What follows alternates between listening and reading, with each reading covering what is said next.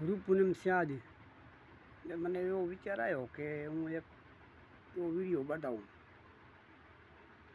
ખબર પડે એવાને વાત ખબર પડી જાય છે, નહીં પડે એવાને તો નહીં જ પડે.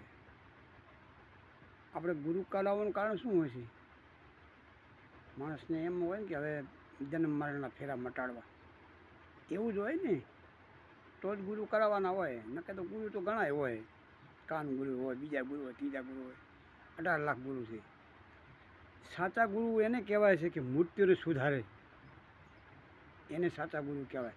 કારણ કે મૃત્યુ વખતે એ માંદો ના પડે અને છેલ્લા શ્વાસની એને ખબર પડી જાય, એના ગુરુ કહેવાય. જે માદા પડી મરે એ ગુરુ ના કહેવાય, એને તો દાંડ ગુરુ કહેવાય.